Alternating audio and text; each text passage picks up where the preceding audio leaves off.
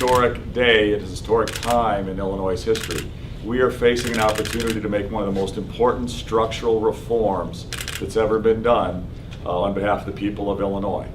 And unfortunately, time's running out. We only have a few days left before the court needs to rule so we can get this initiative on the ballot for November 4th. We're just facing just a few days. And it's a critical time. We have collected almost double the number of signatures needed, petition signatures, to get it on the ballot. Under the law, we needed to collect 298,000 signatures by May 4th. We collected almost 600,000 signatures. Term limits are overwhelmingly popular, overwhelmingly demanded and encouraged and wanted by the people of Illinois. The vast majority of voters in both political parties support term limits. Vast majority of Democrats, vast majority of Republicans, and independent voters want term limits to be in place for our elected officials in Springfield. And they deserve the opportunity to have the choice to vote themselves on whether 8 years is an appropriate length of time to serve in office. We believe very strongly that 8 years is the right amount of time. You know, when America was founded, George Washington, unfounded president, he could have been president for life. He could have served as long as he wanted. He was hugely popular. He controlled the military. He could have been president for life. In fact, many Americans wanted George Washington to be king. George Washington said, no, I'll be a public servant. I'll work for the people of America for 8 years and leave office, and let other leaders emerge. Let other elected officials come forward and serve the people. And he did that voluntarily. That was not the law then. He did that voluntarily. And he changed the course of history in America because most of the countries that got democracy early on, they elected an official and he said, I like this power. I want to keep this power. I'll stay here for life. And many of them turned into dictators. That could have happened in America, but it didn't because George Washington said 8 years is enough. I'll leave office after 8 years, voluntarily. We need that mindset in Springfield. We need good government brought into Springfield. We need folks to run for office who are here for the right reasons, to serve the families of Illinois. They're not here as a career to make money. They're here to serve the people, make common sense judgments, take the tough votes, make the tough decisions, and then leave office and let other citizens of Illinois emerge to also lead and also participate in the government. That's the way democracy works best. And that's why we're so strongly in favor of term limits. Now, we hope and believe that the court will rule quickly. We are pushing the appellate court, encouraging them and asking them. I have to say, I personally am deeply disappointed that the Supreme Court has refused to take this case. They have pushed it down to the lower courts. And the reality is, whichever side was going to win in the lower courts, the other side was always going to appeal. And this is such an important structural reform that this was always was going to end up in front of the Supreme Court one way or the other.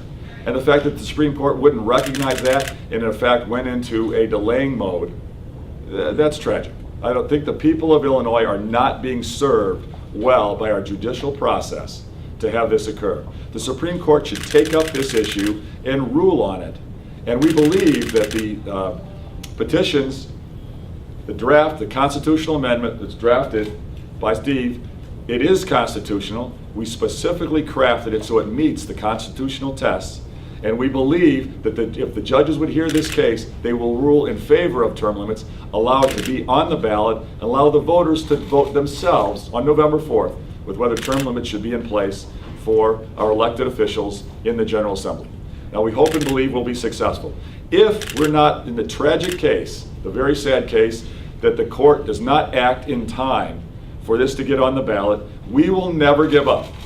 We will never give up this battle. We believe that the voters deserve to decide for themselves whether term limits should be in place in the state of Illinois. So what we will do, if we lose this in court, then we will take it further to the people again. Evelyn Sanguinetti and I will term limit ourselves absolutely at 8 years in office. If we're honored by elected to the people want us to serve for 8 years, that will be the most that we'd be willing to serve. But I will work tirelessly for candidates for the General Assembly who support term limits. And I will help them win office. We need to support elected officials, candidates for the General Assembly who will run on, campaign on, and commit to term limiting themselves 8 years in office. If we do that, one way or another, over time, we'll get term limits in place, and we can restore good government, honest government, eliminate the patronage, the cronyism, the process of politicians being in office, the same office for decades, making money from their political positions. It's core to restoring the prosperity of our wonderful state, our beloved state of Illinois. Now, our current governor has proven himself to be a phony on term limits. He's proved himself to be unreliable. He's proved himself to be a failure. He supported term limits 20 years ago, or at least he said he did. He didn't get them done, and now he's opposed to term limits. He's opposed to the term limits petition drive. I encouraged him, I asked him to join us and co-chair this effort with us, because this is a bipartisan effort. This is not partisan. This is bipartisan. This is good government reform. But Pat Quinn has refused to join this effort and is now opposed to term limits. That's a failure on his part. He is already, at the end of this term, he will have served 6 years. He should have not even been running again if he really believed in term limits. 6 years is a long time to be in any one office. Shouldn't have even run again. If he run again and had another term, he'd be 10 years in office. Too long to serve in any one office. This is a critical time. We will never give up this battle. We are going to work for the people of Illinois to restore integrity, honesty, good government on behalf of the people again. Term limits is a critical initiative. This battle will continue one way or another. We are reaching out today to rally the voters, let the voters know we're there for them. This is a key time. We'll encourage the justices to rule on this case, and let's get term limits on the ballot so the people of Illinois can decide. This is a plus for you either way. Bruce, this is a plus for you whether it wins or loses, right? Because you get a rally behind the whole idea about it. So is now a good time? Do you want to do? Right now we're asking okay, questions, so okay. why not ask questions? If you lose, if the term limits loses, point proven, vote Rauner. If term limits loses, point proven, vote Rauner. The critical issue is we get term limits done. One way or another, we'll never give up this fight. The voters deserve to decide about whether term limits are appropriate or not. What are the politicians afraid of? Why are the politicians afraid of term limits? Let the voters decide. You know, today, the politicians are putting a lot of toothless referenda on the ballot for November that have no impact one way or another. It was easy for them to support that. Why won't the politicians support term limits? Let the voters decide. The voters deserve to have a voice. Did you support it in 94? Did you support it in 94? Did you support it in 94? Did you support it in 1994? Let me get him and then we'll do some more. I'm sorry, what's your question? You talked about the popularity of the issue, but how is that relevant to its constitutionality? What does the popularity of it have to do with the legal issues at hand? Well, they're separate issues. They're both important issues. The people have shown that they support term limits and want it. We could have raised, if with given time, we could have raised unbelievable numbers, millions of signatures. Voters want it. And in every poll that's done, if asked about term limits, the voters of Illinois say they want them. But the politicians won't allow them to vote in a binding referendum. Why not? What are the politicians afraid of? Are the courts in cahoots with the politicians? Sure. Can you say that into the mic, please? The judges should rule on this case. And as I said, the Supreme Court justices know that one way or another, whichever way the lower courts ruled, this was going to be appealed. And this is an issue that is so important and so structurally critical for the state. The Supreme Court should have taken it up right from the beginning. So what does that say about the Supreme Court? Are you going to be putting money into changing over the justices there and getting them off the bench, or are they too politicized, or what? We want to get term limits on the ballot, and we will work hard because this is an issue for the people. This is good government, good government. What about the justices? Yeah. We're gonna work hard to get this on the ballot one way or the other. Did you know that Mike Madigan gave $5.5 million in a member initiative to remodel this building into the arts center it is? And if so, do you think it was an appropriate use of state money and a good place for this press conference? There's 3 questions I don't know an answer. I was not aware of that. Okay, I mean, is that an appropriate use of state money? That it was $5.5 million to this building, so you can have a nice stage for this event. I don't know how to answer that. Did you support term limits in 94 when Quinn pushed it? 94, I didn't work for it, but I certainly was supportive of it. Okay. What about the Paul Vallis event this morning on the Cayman Islands? Can you explain more about what the logic behind the gridlock and the Iron Shore funds, setting them up in the Cayman Islands? Okay, I'm not sure. I've been on the bus tour all day. I don't know what Paul Vallis said or did, but. Well, I mean, he's saying that you ought to disclose your partners in those particular investment vehicles. I mean, is that something you'd be willing to do? Okay, so we can. It's okay. We want to answer. This is a press conference. We can answer some questions. So this issue of the Cayman Islands, this is a red herring. This is a distraction. This is being foamed up by Pat Quinn and his allies to create a distraction in the media for the voters. It is not a real important issue one way or another in this election. My tax rate is the same tax rate as Pat Quinn. I pay my taxes, full taxes, follow the rule, follow the law. I have never set up a Cayman's account for my own assets myself. My firm has set up some Cayman's accounts, just like almost all investment firms that have overseas investments set up Cayman's accounts. Pat Quinn's own pension has many Cayman's accounts in it.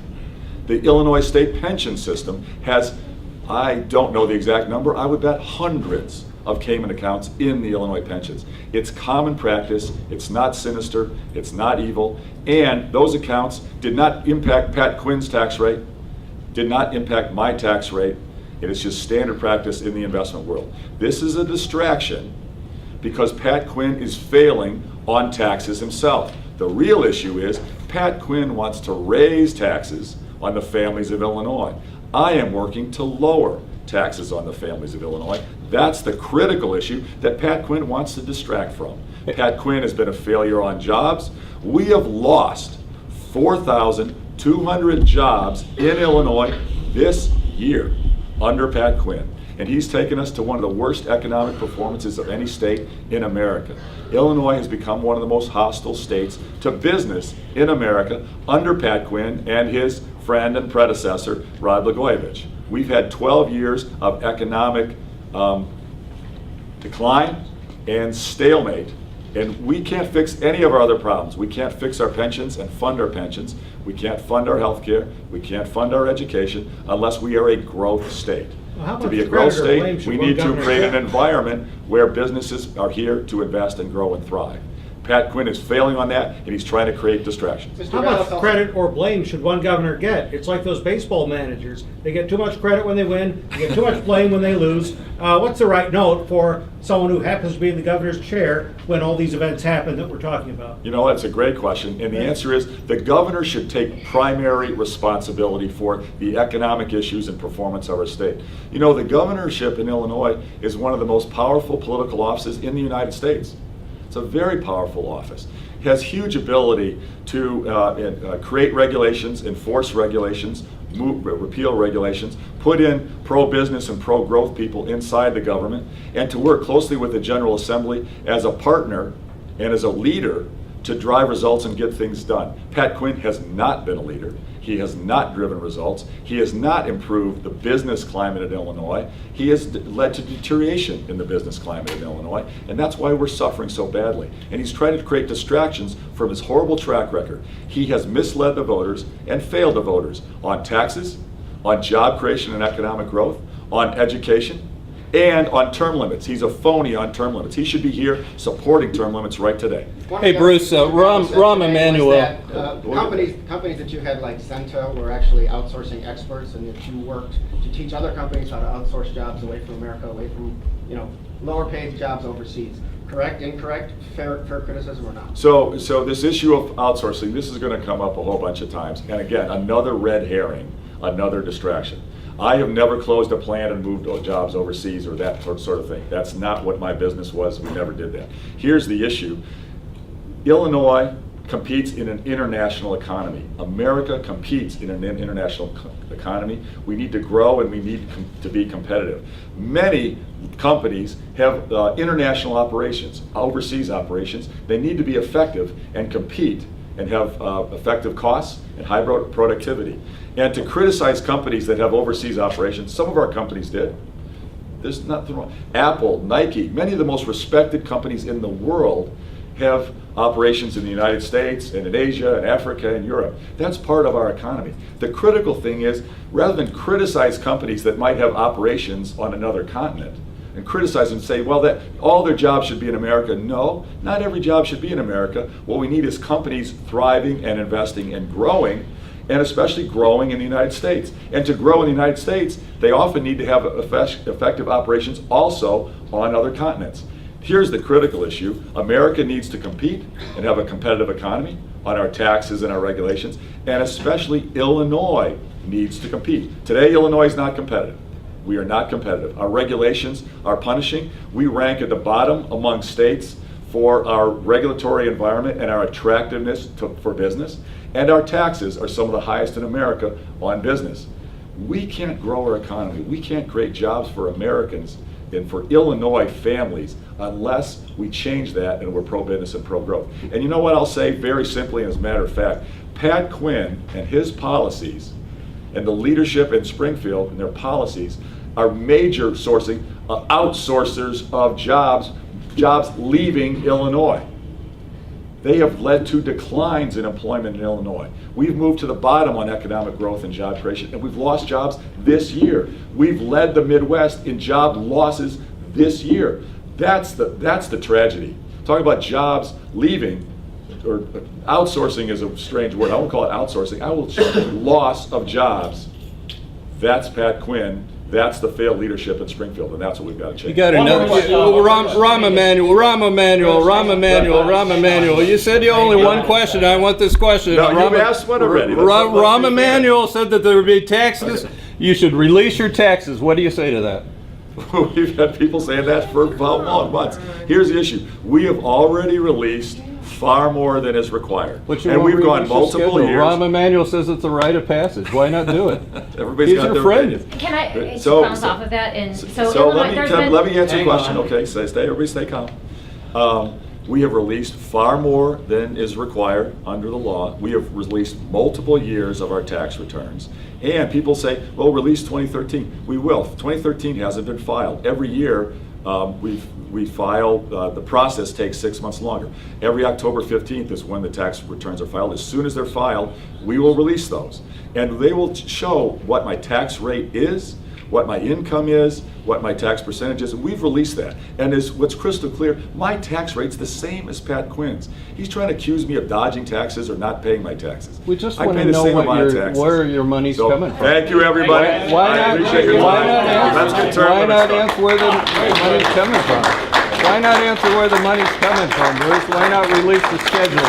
Why are you dodging? What do you got to hide?